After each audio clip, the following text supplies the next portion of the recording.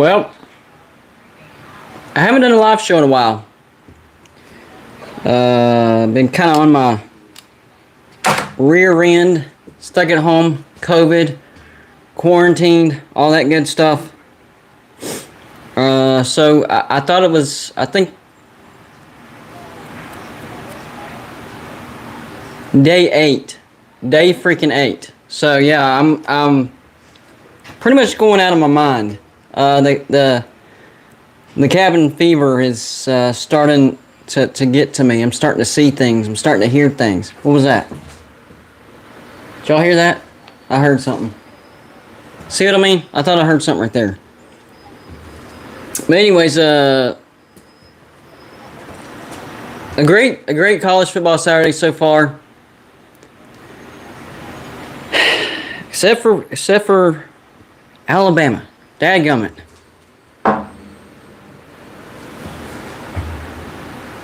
I thought this was going to be the year where we weren't going to have to see that hideous, whatever you want to, burgundy, maroon. I'm sure I got Alabama. What's the official color of Alabama? Is it burgundy, maroon? What is it? I don't know, because whenever I did videos on teams' colors, everybody always pointed out, oh, South Carolina, that's scarlet.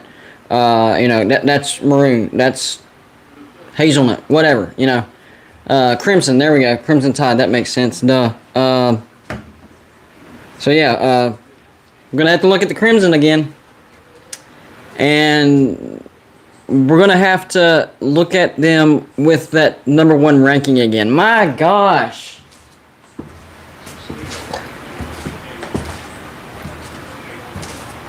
Whenever I did my preview video for that, what did I say? The one battle that Georgia really has to fight is the mental battle. I said they have to block out who they're playing. Alabama. They got to block out the coach on the other side, Nick Saban. Going into this game, Georgia was the better team. Even though they lost, going into this game, Georgia was the better team. But there was one position that Alabama, well, this is not counting coaching, this is counting on the field. There was one position that Alabama was head and shoulders much better than Georgia, and it is the most important position, the quarterback position.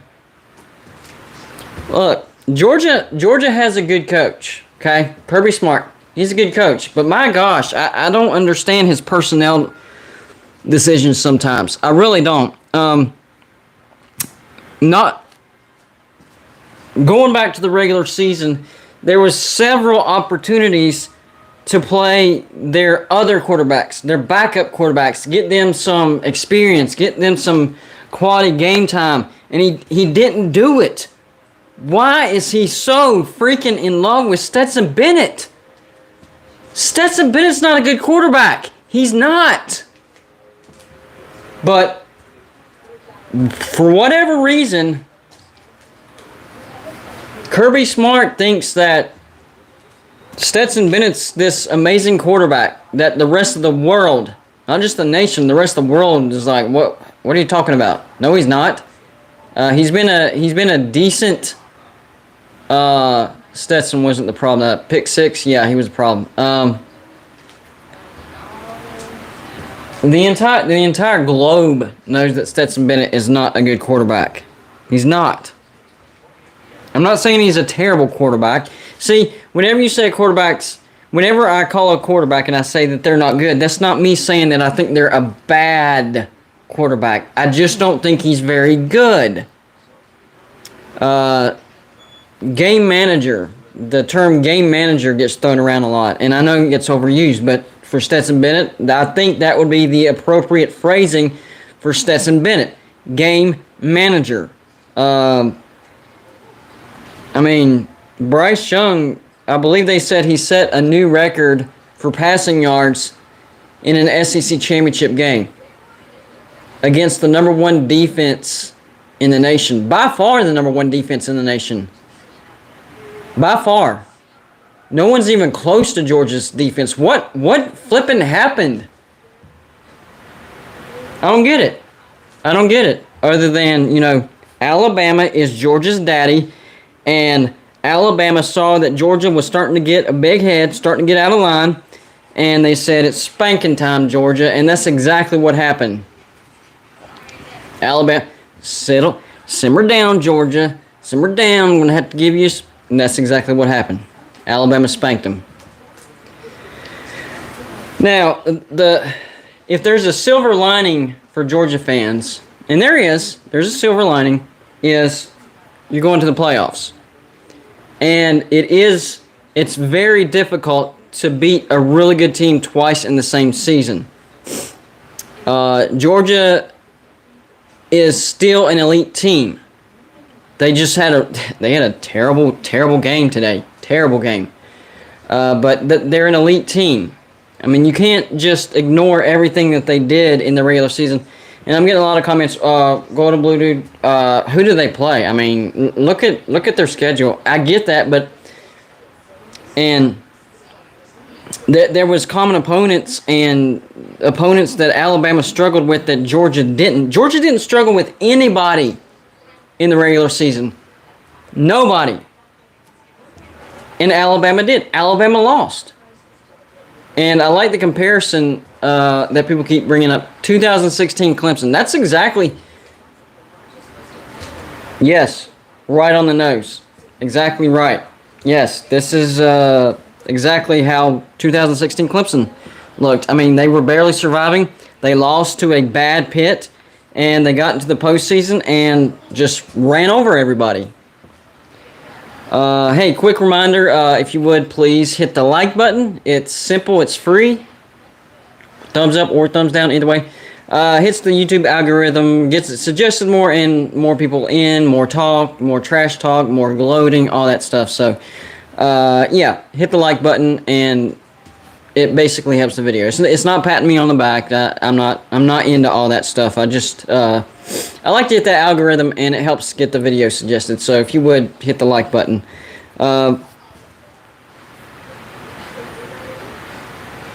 But yeah, I think the biggest problem was the mental game, and I knew it going into this game. I knew it. I knew that Georgia was going to have to fight that mental game, but I thought that they were an elite enough team to where it wouldn't matter.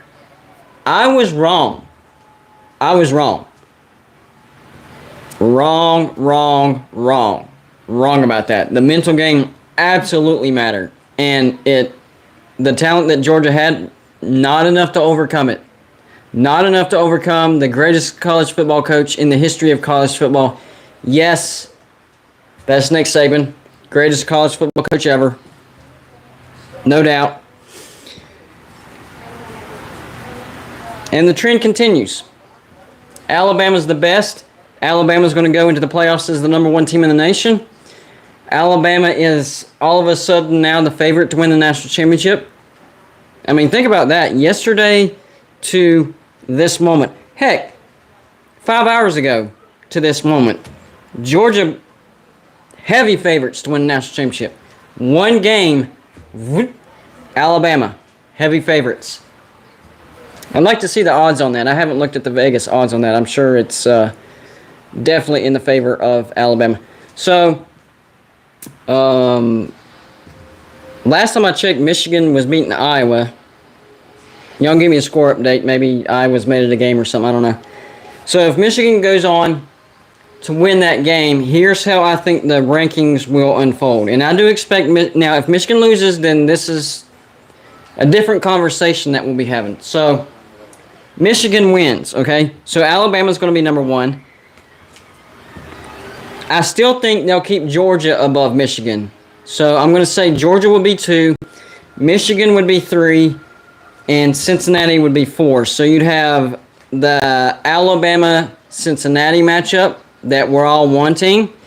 Some of us want it to show, hey, the group of 5 can hang with the big dogs. and some of us wanted to say, hey, Cincinnati didn't belong. I tried to tell you Golden Blue Dude. So either way, you know, it answers a question. And then, of course, the other matchup, Georgia-Michigan. That Georgia-Michigan game sounds like it could be a good game, but I keep reminding myself of what Georgia looked like before the SEC championship game. That could turn off. That could turn out to be a sacrificial lamb type of situation, where Michigan got matched up with the wrong team at the wrong time, and they just get obliterated, and their first college football playoff game experience is a nightmare. A nightmare. Which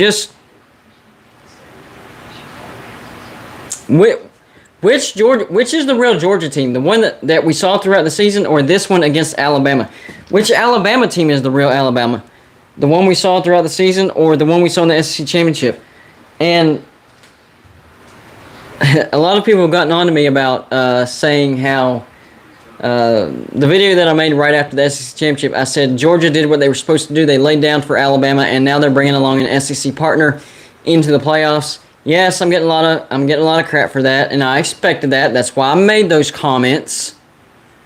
No, I tried the whole rotate my camera thing until I get internet and go through my laptop. Portrait mode is how I have to do it. Trust me, I don't like it. I don't like it. I promise. But that's how I have to do my live shows right now.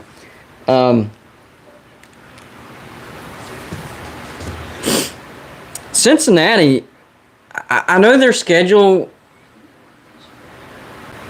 wasn't particularly difficult, but they did what they were supposed to do, and they have a really good road win against the top 10 Notre Dame, who, by the way, if Michigan slips up and loses to Iowa, I think Notre Dame would have a shot to get to the playoffs. I know they wouldn't have a conference championship because they're not in a conference, but their only loss would be to Cincinnati, who's a playoff team. And the only other team that you could possibly think of that you could put above Notre Dame in the top 4, if Michigan loses, would be Baylor. I would say Iowa, but Iowa's ranked below Baylor. So if you don't put Baylor in, you can't put Iowa in. I know Iowa would have beaten a number 2 Michigan, but then again, Baylor, they beat a number 5 Oklahoma State. So ranking wise, it wouldn't make sense to put Iowa in over Baylor. So I don't see the committee putting a Baylor in, even though they're conference champion, a 2-loss Baylor, Big 12 champ, above Notre Dame, whose only loss is to Cincinnati, and Cincinnati is a playoff team. So there's one spot that's yet to be determined. The number 1 seed will be Alabama. I do think the number 2 seed will be Georgia. If Michigan loses, Cincinnati would be the 3 seed. But if Michigan wins, Michigan will be the 3 seed. So it's that Michigan. And whether Michigan wins or Michigan loses, that's what's going to determine that last spot. So Georgia, Alabama, Cincinnati, they're in the playoffs. Some people agree with Cincinnati being in. Some people do not. Doesn't really matter. Cincinnati's in. There's no valid argument to leave Cincinnati out. I mean, I know the whole schedule. They're a Group of 5 team. They've played a Group of 5 schedule. That's the only argument that you have. Other than that, there is no argument. Even their actual statistics, 39.6 points per game. That's a top 10. That's 8th.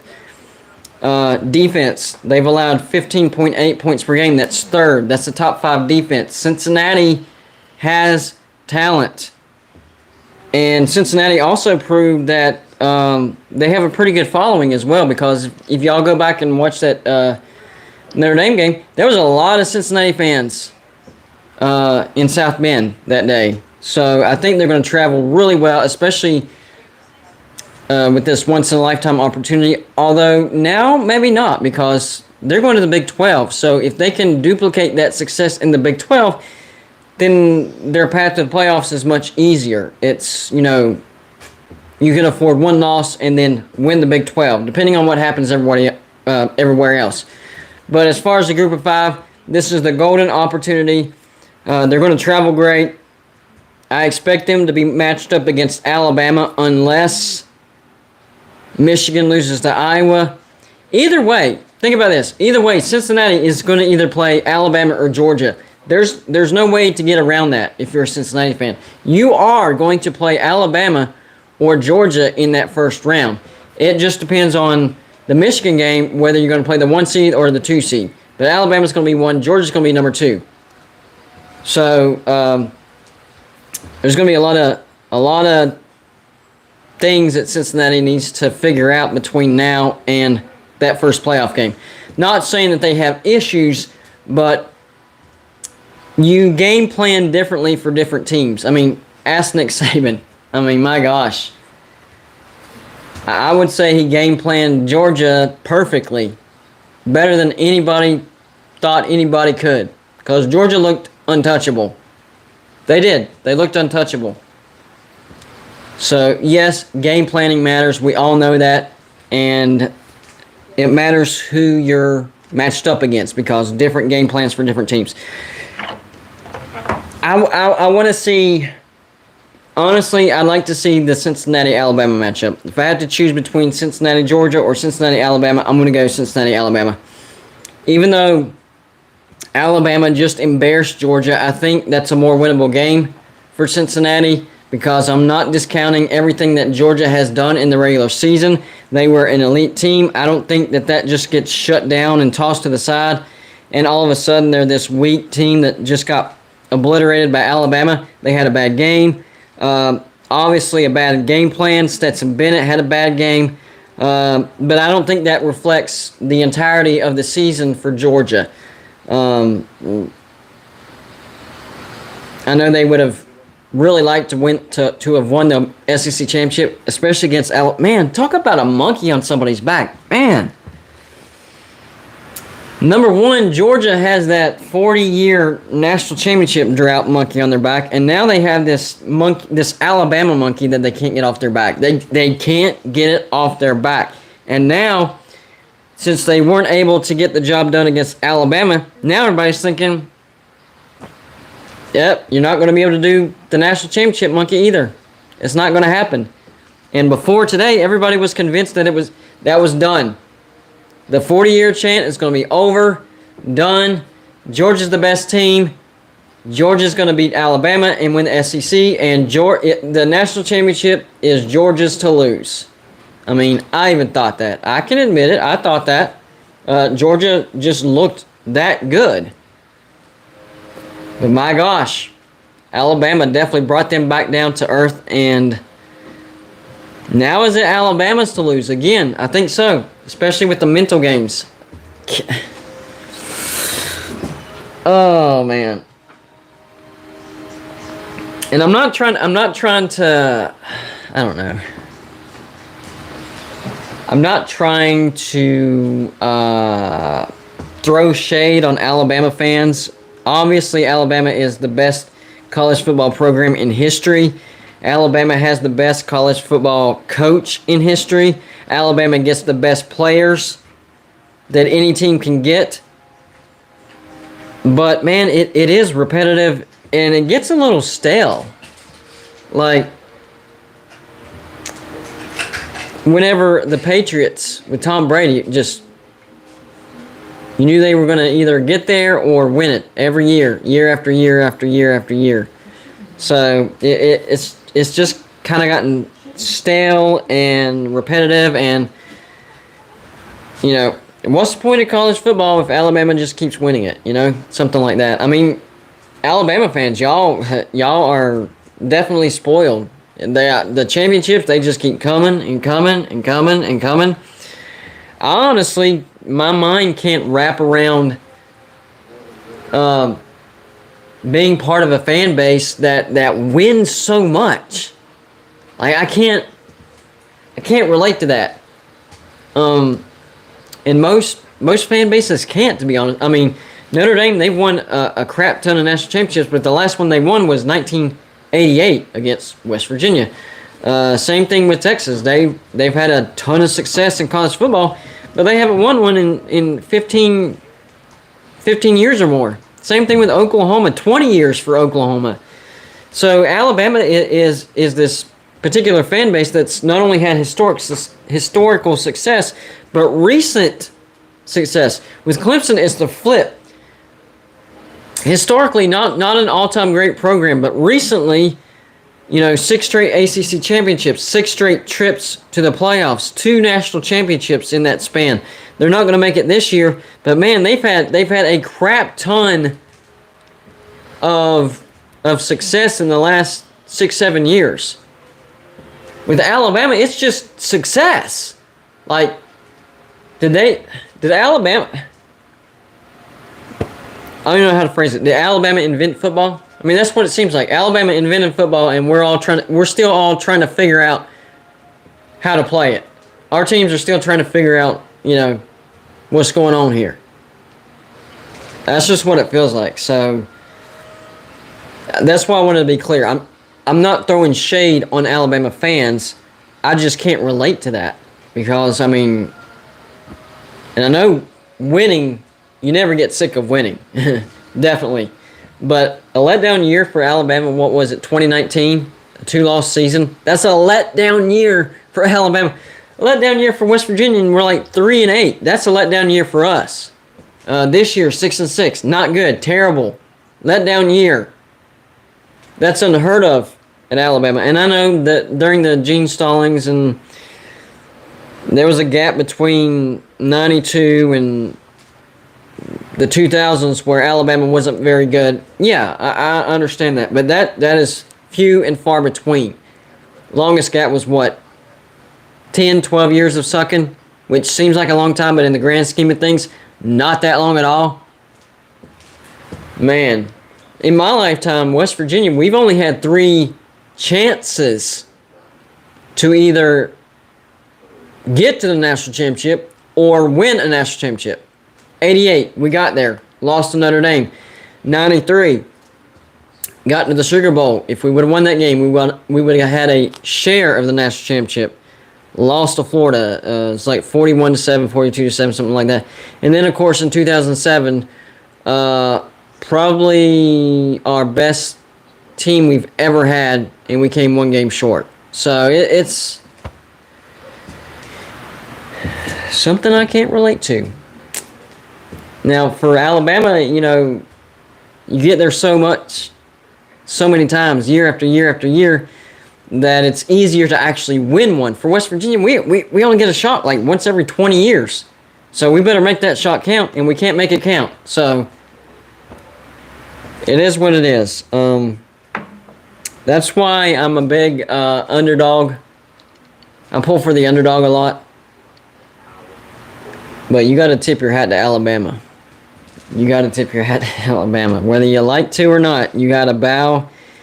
You got to bow to the king. And Alabama's still the king. Alabama's going to the playoffs. Alabama's number 1. And they are the defending national champions. Man, I think some people forgot about that, including myself. Not really forgot about it, but just kind of, Georgia's elite, so there's going to be a new national champion. Nope, not anymore. Not anymore. And Michigan, another historically great football program, just now getting back to being elite. First time in 5-6 years they beat Ohio State, their bitter rival.